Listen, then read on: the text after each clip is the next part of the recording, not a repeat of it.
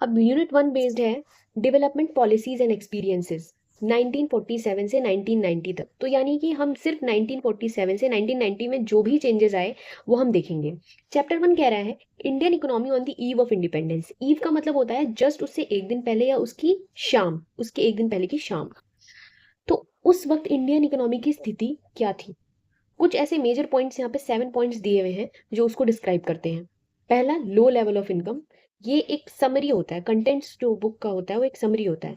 तो पहला पॉइंट दिया हुआ है low level of income of economic development under colonial rule. पहला तो हम पढ़ेंगे कि कॉलोनियल रूल में क्या स्थिति थी। दूसरा, एग्रीकल्चर सेक्टर की क्या स्थिति थी। इंडस्ट्रियल, फॉरेन, डेमोग्राफिक, ऑक्यूपेशनल और इंफ्रास्ट्रक्चर। इन सारे 7 पॉइंट्स जो दिए हुए हैं उसके थ्रू हम समझेंगे कि ईव ऑफ इंडिपेंडेंस यानी कि इंडिपेंडेंस के वक्त हमारे पास इंडिया किस स्थिति में था इकोनॉमी के टर्म्स में।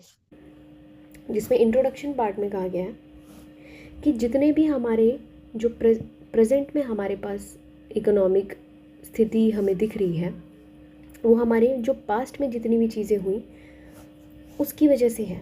इसके जो रूट्स हैं वो हिस्ट्री में लिंक होते हैं। पर्टिकुलरली कौन से period? British period. British period जो हमारा रहा है उसने सबसे ज़्यादा हमें कहीं ना कहीं इम्पैक्ट किया है क्योंकि वो 200 साल इंडिया में रहे। इंडिया ने फाइनली इंडिपेंडेंस 15 अगस्त 1947 को लिया।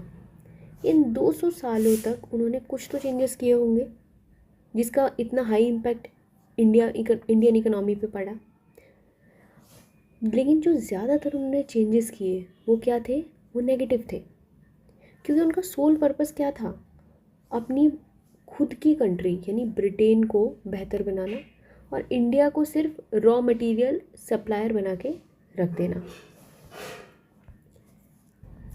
अब इस एक्सप्लॉयटेटिव नेचर जो ब्रिटिश गवर्नमेंट का रहा है, जो कॉलोनियल रूल का रहा है, उसे समझना हमारे लिए बहुत ज़रूरी है। तभी हम समझ पाएंगे कि क्यों हमें डेवलपमेंट की ज़रूरत पड़ी इंडिपेंडेंस के बाद।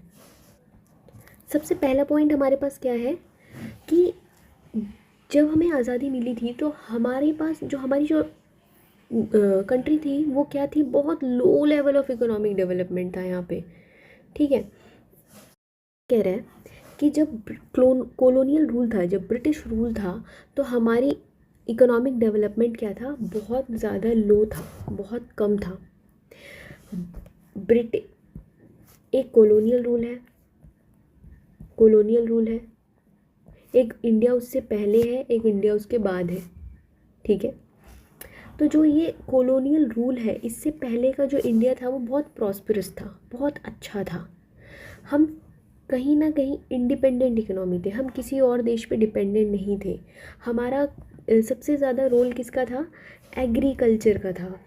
हमारा जो रोल था वो एग्रीकल्चर का था। जो एग्रीकल्चर था हम उसके थ्रू क्या करते थे? अपना लिवलीहुड क्रिएट करते थे। बट एग्रीकल्चर के बावजूद भी हम मैन्युफैक्चरिंग एक्टिविटीज़ भी करते थे, यानी कि एग्रीकल्चर तो था ही हमारी लिवलीहुड का साधन, इसके अलावा मैन्युफैक्चरिंग एक्टिविटीज़ भी थी कॉलोनियल रूल से पहले। और मैन्युफैक्चरिंग एक्टिविटीज़ क्या थी?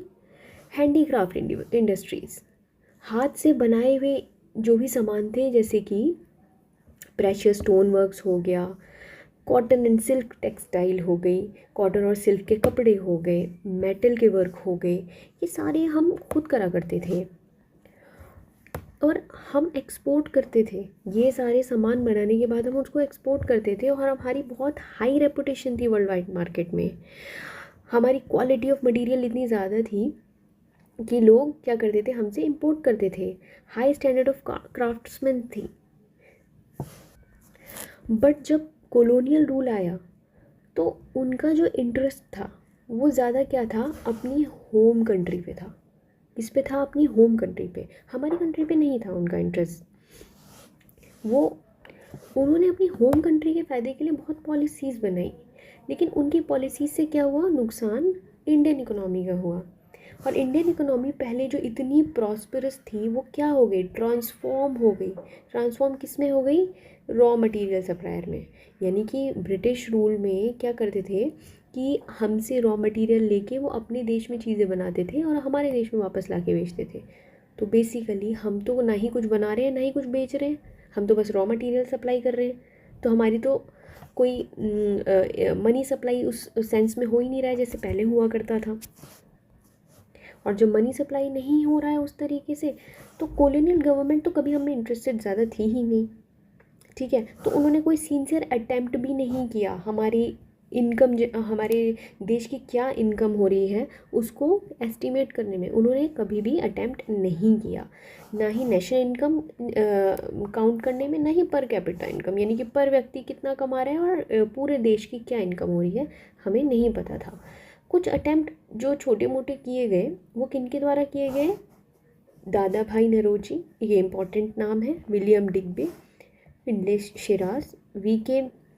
RV. Rao and R C. Desai. अब क्या दिक्कत थी कि ये जो अटैम्प्ट इन्होंने किए थे, इनके जो रिजल्ट्स आते थे वो इनकंसिस्टेंट थे। हम रिज़ल्ट किसको मानते हैं? जो एक जैसे रिज़ल्ट आए। अगर हम कहें कि सबसे क्लोज किसका हम एस्टिमेट ले सकते हैं, तो हम इट वॉज राव, जिनका हम रिज़ल्ट ले सकते हैं कि हाँ ये थोड़ा क्लोज था। और अगर हम देखें कि हमारी जो ग्रोथ थी वो कितनी थी, अगर हम मोस्ट स्टडी को देखें तो हमारी ग्रोथ कितनी थी 1901 से 1950 तक, हमारी जो ग्रोथ थी वो लेस देन 2% थी, 2% से भी कम थी, 2% से भी कम थी। Output during the first half and the 20th century were less than 2%। और पर कैपिटा जो आउटपुट था वो 0.5% की ग्रोथ पे था।